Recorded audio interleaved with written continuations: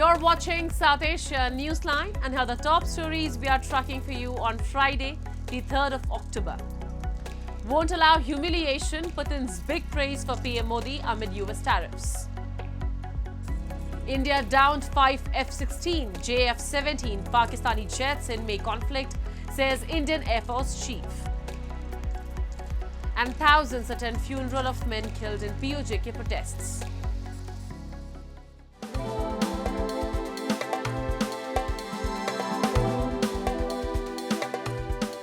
And now for all the details. Russia's President Vladimir Putin has lashed out at the United States for pressuring India to halt Russian crude imports, asserting that New Delhi would never bow to such demands or accept humiliation. Speaking during an event in Sochi, Putin praised Prime Minister Narendra Modi as a balanced and wise leader, stressing the special Russia-India relationship. He said India's decision to buy Russian crude is purely economic, noting that refusing supplies would cost New Delhi up to $10 billion while still facing US sanctions. His remarks came 2 weeks after US President Donald Trump accused India and China of funding the Ukraine war by purchasing Russian oil.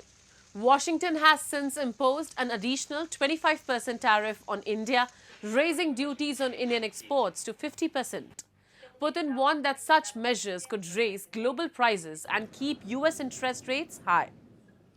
Highlighting historic ties, he said Russia and India have never faced interstate tensions and continue to closely coordinate on global issues. While acknowledging trade imbalances, Putin said Moscow could increase imports of Indian agricultural products and medicines. He reaffirmed the 15-year-old Special Strategic Privileged Partnership, underscoring trust and cooperation with PM Modi. And the Indian Air Force Chief Amar Singh on Friday said that 4 to 5 Pakistani fighter jets, most likely F-16s, were destroyed on the ground during airstrikes carried out as part of Operation Sindoor. Singh also said that IAF targeted several Pakistani air bases, damaging radars, command centers, runways, hangars and a surface-to-air missile system. Although Singh had previously said the same statement, but this is the first time that New Delhi has mentioned the class of jets in public. Both sides used fighter jets, missiles, artillery and drones during the 4-day conflict. It was sparked by an attack on tourists in India's Jammu and Kashmir, which New Delhi said was backed by Pakistan before agreeing to a ceasefire. We have clear evidence of one long-range strike, which I talked about, more than 300 kilometers, which happens to be either an AEW&C or a SIGINT aircraft. Along with that, 5 fighters that high-tech fighters of between F-16 and JF-17 class is what our system tells us. Moving on. Pakistan-occupied Jammu and Kashmir remains on the boil with funerals and protests after days of violent clashes that left at least 8 dead. The unrest has now spilled into Pakistan's cities, expressing solidarity and demanding justice. Thousands gathered on Thursday in Muzaffarabad in Pakistan-occupied Jammu and Kashmir for the funeral of those killed in violent protests that began on September 29. At least 8 people, including 3 policemen, have died in clashes sparked by a region-wide strike led by the Jammu-Kashmir Joint Awami Action Committee. The unrest, driven by anger over political privileges and the allocation of legislative seats to outsiders, escalated as thousands converged in Muzaffarabad.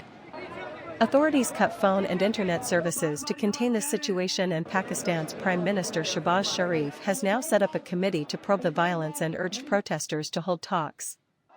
This crackdown has, however, sparked protests in parts of Pakistan, with protesters rallying against the government over the spate of violence in PoJK. Demonstrators from the Awami Action Committee took to the streets of Karachi calling upon the government to accept their demands in PoJK. Only limited information has so far reached the outside world about the full extent of the protests. 3 policemen and 5 civilians have been killed so far, 2 security officials in Islamabad told Reuters. The officials said clashes between demonstrators and police had not abated since the protests began on Monday. Genuine जो हमारे demands हैं, मुतालबात हैं, उनको पूरा किया जाए। हमारी यही अपील है। इसी सिलसिले में आज पूरी कश्मीर कम्युनिटी यहाँ पे जमा है और सबकी एक ही आवाज़ है। एक इंसाफ का, अदल का हम निज़ाम चाहते हैं। हम अशरफिया के मराद का खात्मा चाहते हैं। हमारे जो बेसिक राइट्स हैं उसके लिए सब लोग निकले हैं। And during a side event on the sidelines of the 60th UNHRC session in Geneva, political activists from Pakistan and PoJK voiced concerns over human rights violations, describing Pakistan as one of the leading states in the region for enforced disappearances and extrajudicial abuses. A side event held this week during the UNHRC session in Geneva sought to expose the growing crisis of disappearances and demand accountability from Pakistan under international law. Pashtun political activist Fazlur Rahman Afridi, a member of the Pashtun Tahaffuz movement, accused Pakistan of widespread disappearances, torture, and killings in Khyber Pakhtunkhwa. It's a really very important issue, and we have been informing the international community on enforced disappearances time and again, and we submitted, recently 6,500 confirmed cases of, enforced disappearances of just Pashtun people. Besides Pashtun, there are Baloch people and Sindhis also. The number is astronomical. So we informed the United Nations Human Rights Council about these enforced disappearances, especially those internment centers, 44 known and several unknown internment centers where these, missing persons are, treated really badly, they are tortured, and most of them are killed.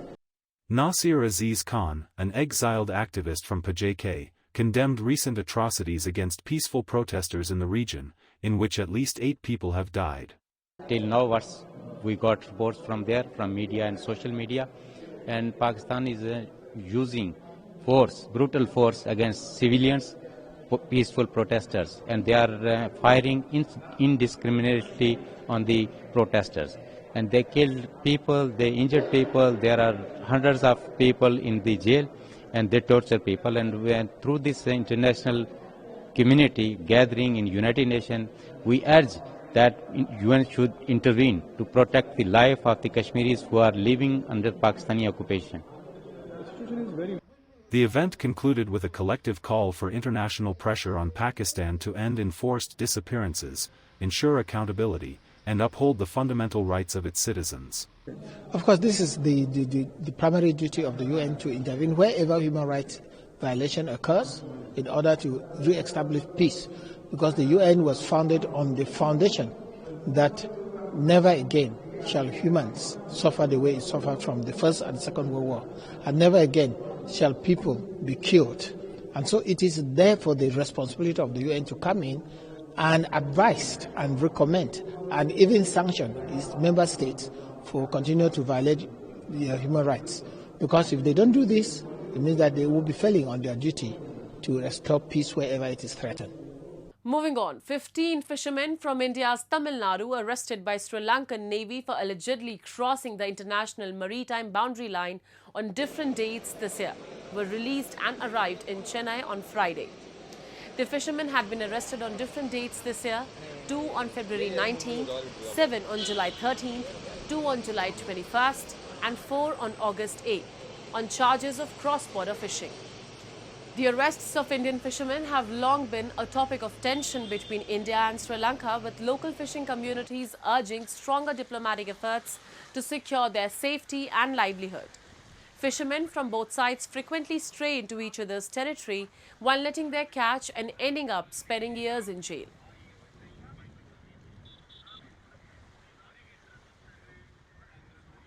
The International Monetary Fund has approved the 6th review of Nepal's extended credit facility, opening the door for further financial assistance. On 1st of October, the IMF Executive Board completed the review, enabling Nepal to withdraw SDR 31.4 million, bringing total disbursements to 251.1 million SDR. The IMF said the extended credit facility, originally approved in 2022 for 282.4 million SDR, has supported Nepal's economic recovery and reforms while safeguarding vulnerable groups. The development comes amid shifting political landscape marked by youth-led protests over corruption and governance, leading to the formation of an interim government. Despite subdued growth and unemployment pressures, Nepal's economy is projected to recover in financial year 2025-26, with inflation kept within 5%. The IMF said investments in hydropower, infrastructure and structural reforms are expected to boost private sector confidence, though risks remain from fiscal challenges, natural disasters and political uncertainty.